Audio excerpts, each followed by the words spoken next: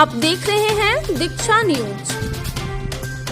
अव्यावहारिक online digital attendance के विरोध में राष्ट्रीय शैक्षिक महासंघ उत्तर प्रदेश के नेतृत्वकर्ताओं ने आंदोलन तथा वार्ता के दोनों पथों पर कार्य किया, बोले शशांक कुमार पांडे शेखर।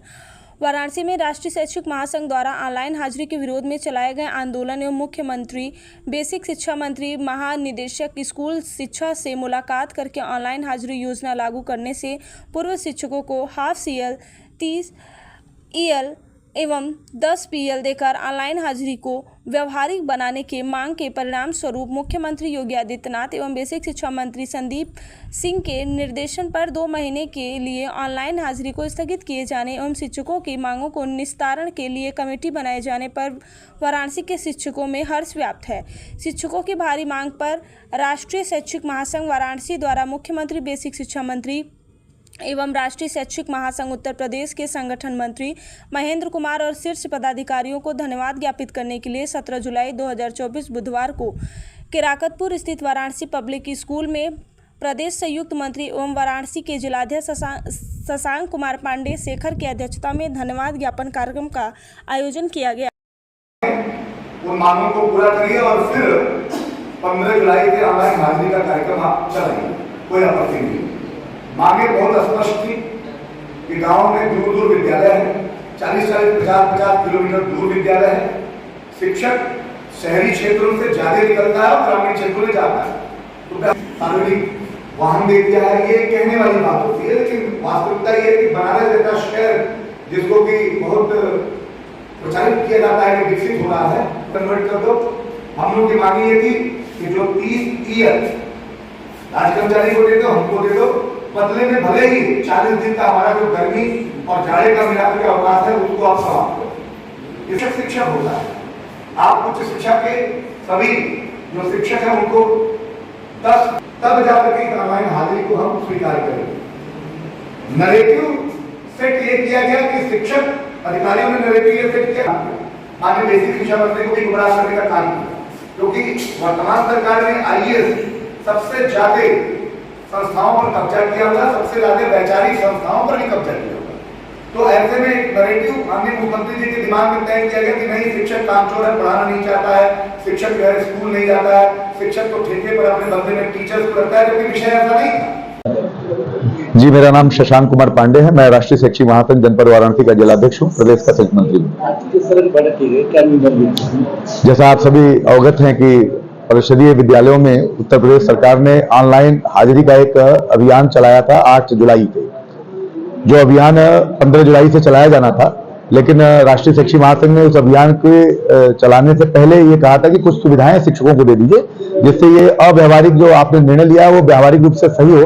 उसके क्रम में राष्ट्रीय शैक्षिक महासंघ ने 7 जुलाई को ज्ञापन दिया था, जिसमें ये कहा था कि हाफ सीएल की व्यवस्था दे दीजिए, 30 ईएल की व्यवस्था दे दीजिए और 10 प्रिविलेज लीव की व्यवस्था दे दीजिए। लेकिन 7 तारीख को हमारा ज्ञापन मिलने के तुरंत बाद 15 तारीख को जो ऑनलाइन हाजिरी होनी थी, सरकार ने उसको तुरंत 8 तारीख को करके एक तरह से धोखा देने का काम किया, जिसकी वजह से पूरा आक्रोश पूरे प्रदेश में हुआ। और 8 तारीख को राष्ट्रीय शैक्षिक महासंघ के नेतृत्व में पूरे 75 जनपद में मुख्यमंत्री को संबोधित ज्ञापन जिलाधिकारी के माध्यम से दिया गया, जो बहुत बड़ी संख्या में शिक्षकों के साथ दिया गया। लगभग पूरे प्रदेश में 1 लाख से ज्यादा शिक्षक बाहर निकल के आए और इस आंदोलन को उस दिन सफल बनाए। और ये आंदोलन उसके बाद लगातार जारी रहा। 8 तारीख के बाद ये आंदोलन रुका नहीं, ऑनलाइन हाजिरी बहिष्कार चलता रहा। शिक्षण गतिविधियां कहीं नहीं रुकी, एमडीएम बनना कहीं नहीं रुका, बच्चों को पढ़ाना कहीं नहीं रुका, ऑफलाइन हाजिरी रजिस्टर पर कहीं नहीं रुका, लेकिन ऑनलाइन हाजिरी का बहिष्कार लगातार चलता रहा। हम लोग जो है विद्यालय में 2:30 बजे के बाद पढ़ा करके जब लौटे, सर्किट हाउस आते थे, अपने आंदोलन को चलाते थे। और ये आंदोलन अंत में 15 तारीख को डीजी के साथ वार्ता हुई और 16 तारीख को हमारे बेसिक शिक्षा मंत्री से वार्ता हुई और शासन में वार्ता हुई और सरकार बैकफुट पे गई और इस ऑनलाइन हाजिरी को 2 महीने के लिए स्थगित किया। और उन्होंने तय किया कि जो हमने उनसे मांगी है उसको मानने के लिए वो एक कमेटी बनाएंगे और कमेटी का निर्माण किए हैं। मुझे पूरा भरोसा है कि ये कमेटी जो है शीघ्र ही निर्णय लेगी और ऑनलाइन हाजिरी के रास्ते में जो रोड़े हैं वो समाप्त होगी। मेरा नाम रमा रुखयार है। मैं राष्ट्रीय शैक्षिक महासंघ प्राथमिक संवर्ग की महिला प्रकोष्ठ की जिला अध्यक्ष हूँ। आज की बैठक में क्या निष्कर्ष निकला? आज तो ये धन्यवाद कार्यक्रम है, जिसमें मुख्यमंत्री से लेके आप लोग तक हमारे एक एक शिक्षक जो इस कार्यक्रम में आए हैं या जो नहीं भी आ पाए हैं, उन सबको धन्यवाद देने के लिए आज का कार्यक्रम है कि हम लोगों ने जिस बात को लेकर आंदोलन किया उसमें हमें अभी तक में सफलता मिली है कि हमारी बातें मुख्यमंत्री जी ने सुनी। हमारी जो जायज मांगी थी, जो हमारे अन्य विभागों से तुलना में हमारे साथ जो भेदभाव हो रहा था, उसको दूर करने के लिए उन्होंने आश्वासन दिया है। उसके लिए ये कार्यक्रम आज हम लोगों ने किया है।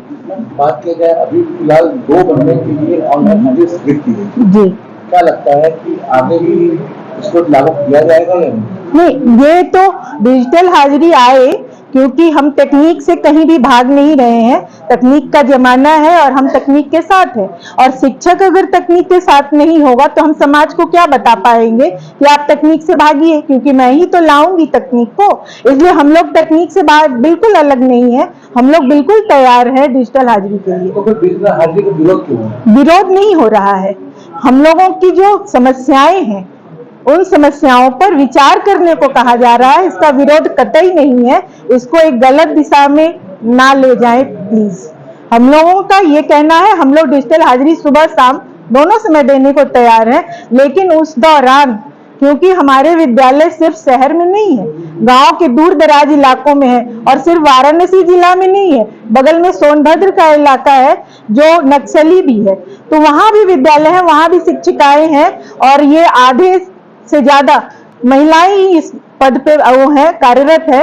उनके साथ जो होने वाली समस्याएं हैं उससे हम लोगों को सरकार को अवगत कराना था और सरकार ने हमारी बातें सुनी। आनंद कुमार सिंह, जिला महामंत्री, राष्ट्रीय शैक्षिक महासंघ, वाराणसी। आनंद जी, क्या कहना चाहेंगे जो सरकार बैठक पे आई हुई है ऑनलाइन हाजिरी लेके? शिक्षकों की एकता के आगे सरकार पीछे गई है। हम लोग ऑनलाइन अटेंडेंस के विरोध में नहीं है। हमारी जो मांगे हैं, तो जो हमारा हाफ सीएल का मांग है वो प्रमुख है। हम विद्यालय पे आए और हमारे घर कोई अकस्मात घटना हो जाए, परिवार में कोई बात हो जाए, तो हम अपना हाफ सीएल लेके चले जाएं। दूसरा कि केंद्रीय शिक्षक भारत में ही, बनारस में ही केंद्रीय विद्यालय है, वहाँ के शिक्षक को आप 30 ईएल देते हो, तो फिर परिषदीय शिक्षक को क्यों नहीं? ये शिक्षकों में बंटवारा क्यों कर रहे हो? तो हमें भी 30 ईएल दिया जाए, ये हमारी प्रमुख मांग है, हाफ सीएल और 30 ईएल।